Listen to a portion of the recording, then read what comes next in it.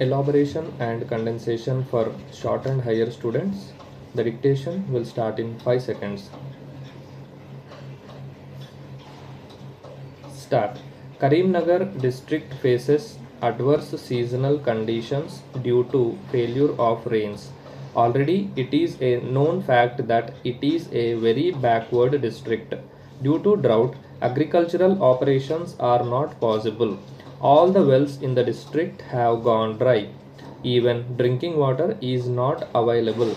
Draft a letter from the district collector of Karimnagar to the secretary to government explaining the conditions and requesting for immediate relief. Relief may cover provision of funds for roadworks, necessary water works, and to give jobs to the agriculturists, opening of fair price shops to supply food grains at cheaper rates to poor people, and also to waive the recovery of loans given by the government to the farmers. Second, draft an advertisement calling for applications from qualified candidates for the post of Principal, Narayana Junior College, Hyderabad. Candidate should be preferably a first class in master or administration, and at least 10 years experience as lecturer is essential. He should also have not less than 5 years administrative experience as vice principal or head of a department. Preference will be given to those who have already acted as principal of a college. Remuneration will be given according to experience and qualifications. Aptitude for hard work and pleasant personality is essential.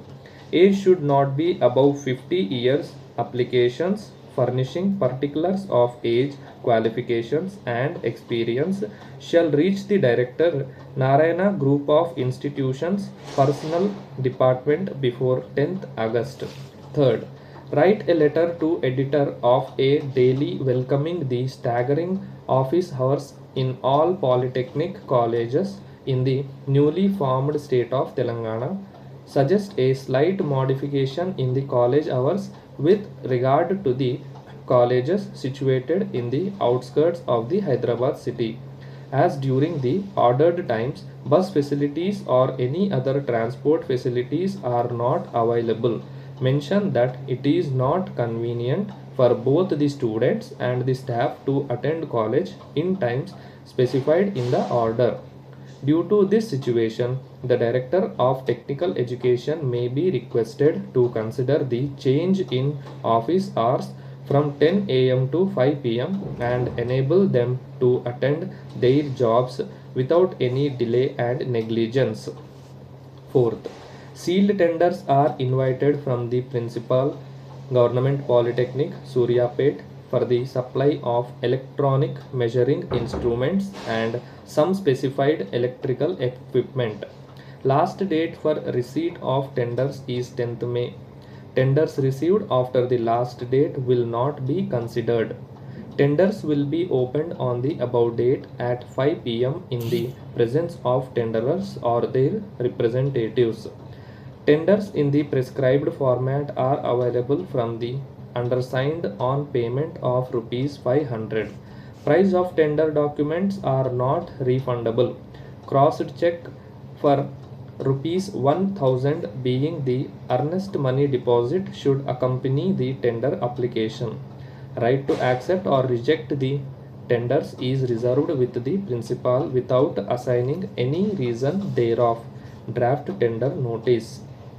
Fifth, draft a letter from Uma Agencies Limited, Chennai, to Kumar Traders, Industrial Estate, Hyderabad. Acknowledge letter of March 10th and regret inconvenience caused due to delay in delivery of goods. Consignment of the motor tires ordered were held up at Warangal railway station for nearly a fortnight due to sudden strike by railway employees. The railway authorities could not help to improve situation despite many approaches. Strike now called off with the intervention of minister concerned. The goods are being cleared speedily and hope to receive stock shortly. request acceptance of the goods when they are received, assure future orders will be complied promptly, hope realize the situation which is beyond control under which delivery schedule was delayed causing inconvenience. Condense the following. Ladies and gentlemen, I have great pleasure in taking part in the seminar on unity and integrity of the country. During the discussions that were held this morning, this subject was dealt with by men of experience in different walks of life. I am sure their views will be taken into consideration. I would like to share with you some of my thoughts in this matter.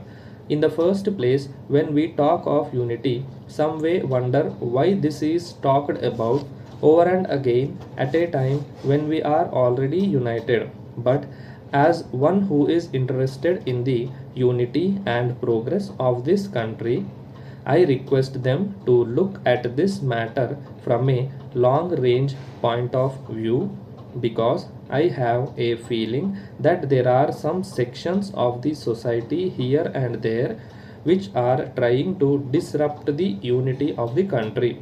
I agree that popular governments are functioning both at the center and in the states, and they are doing their best to meet the needs of the people and to raise their standard of living by implementing a number of schemes.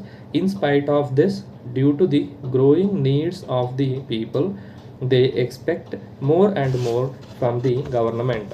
How this can be done is the main problem. It is also seen that we have not been able to progress to the desired extent. One of the reasons for this situation is when there are floods in some parts of the country and drought in some parts, we see that large sums of money are spent by the government in order to give relief to those affected by natural calamities. While doing so, it is very often seen that the available funds are not sufficient to meet the needs of the people and there are grievances here and there. Taking into consideration these aspects, the government and the people have to work together to make best use of the natural resources and increase the national wealth. For instance, in areas where there are more chance for better irrigation facilities, we must increase the production of food grains in those areas, and in the areas where there is greater scope of industrial development, suitable industries have to be started. It is only by such a determined effort the nation can progress.